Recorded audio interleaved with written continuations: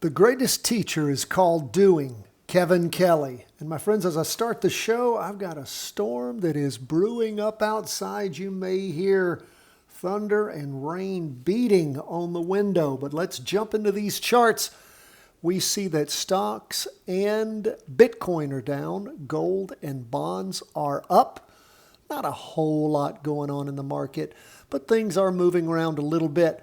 We see the S&P 500 and the NASDAQ 100 pulling back a little bit. Now, I spoke about how we started the week and how things have broken through what had been a very strong trend line. Last week, we saw some weakening with that green spinning top, and this week we fell through it. As we close the day on Tuesday, we have a doji here for the week. Can't say that the volume's knocking anything out. First day of the latest two-day candle, not up to half the volume, not anywhere near the prior volume, but not up to half of the average yet. We can see where things popped up in the morning on Tuesday, then fell off in the afternoon, down 0.51%. I keep telling you guys, and as I look at the numbers as we ran them, we've gone to bullish sentiment, but I'm just not seeing it. Again, I'm looking at the way the numbers are pumping out, and they just aren't showing me bullishness. Having broken the trend here, that green spinning top last week, with all that volume showing you all of that indecision and then falling through, I'm continuing to watch for the potential by the time we get to the end of this week of a rollover in the market. Now, things can change over the next 3 days. We have Wednesday, Thursday, Friday. This could pump up and turn into a green candle and hammer up and change all of that. But right now, as we get into Friday, and remember, that's typically the day we pull the trigger on a huge change in market sentiment, like happened back on the week ending beginning the 18th of February, and then the rollover that happened on the following week, beginning the 24th of February. And then, of course, we had that interim low back at the beginning of April the 7th, the week beginning then. Then we had a green spinning top, which typically initiates a move over. The next week, sort of a dead week, we call those. Nothing happened. It was a doji. Again, lots of indecision. Didn't have a lot of volume backing things up here, though. We did at the end of the move, but not at the beginning. And then, of course, we took off, and until last week, just green candles hammering up. So again, we're paying close attention here to see if this move is over, and if it is, to call it by the end of the week and to jump in on a down move. You might say, what? Why would I buy SPY in a practice trade on a down move? You would not. You would shift over to SH, which is what? The single inverse.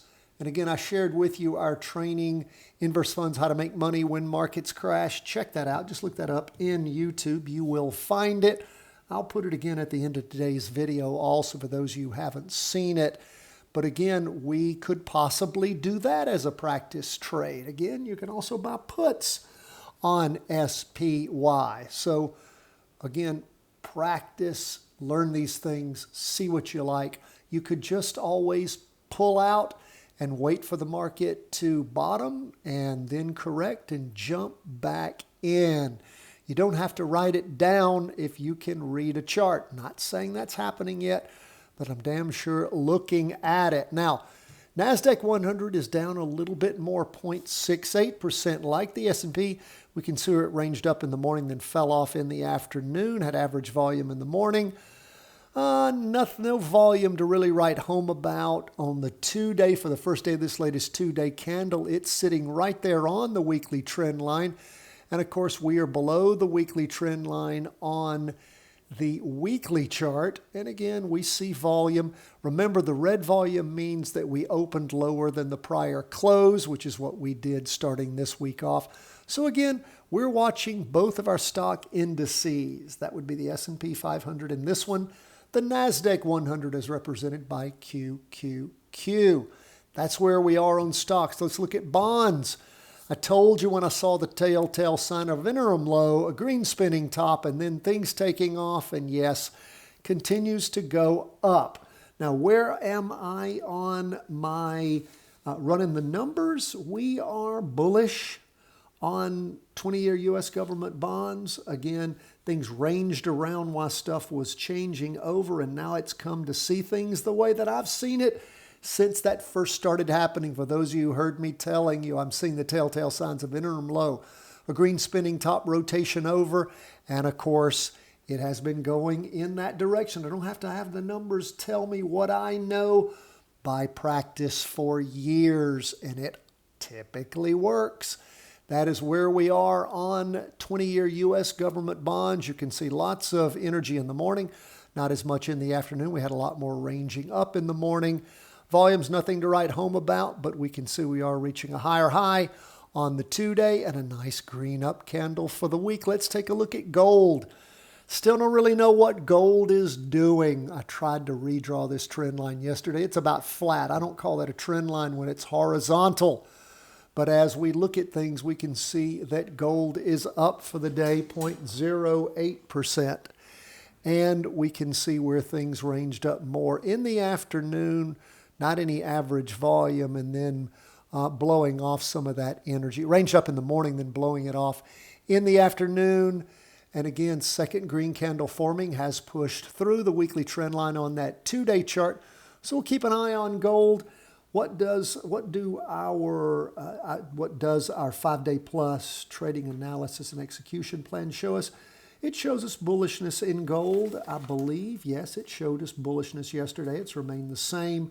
So we'll continue to keep an eye on things and see if it's going to continue to go in that direction. With all of this ranging over the last few weeks, I'm not putting a lot of emphasis on gold until I see better candles and volume helping confirm things. What about HODL? Bitcoin? Well, Bitcoin down for the day 0.95%, so just about 1%. Going into the third candle of down movement, we don't really have a trend line to speak of here. That's, again, almost horizontal like gold. We do see bearishness as far as us running the numbers on the 5-day plus trading analysis and execution plan. And I do see negativity there on Bitcoin. Of course, we had the high of highs back on the week beginning the 14th of July. Haven't seen it up there since then. And looks like Bitcoin is backtracking and reverting. And of course, we'll see Bitcoin do that when it's hit highs. It'll digest those gains, could pop up again. Then at some point takes a nice breather. It hit a high, then took a rest for just a short period of time, popped up again here recently. Maybe this will be a longer rest. We shall wait and see. That is where we are, my friends. So good to have you with us. If you have questions, problems, concerns, please reach out to us. We so appreciate hearing from you. And Patreon members, we appreciate all of your support. Thanks so much. God bless. All the best from the whole team at Charting Wealth.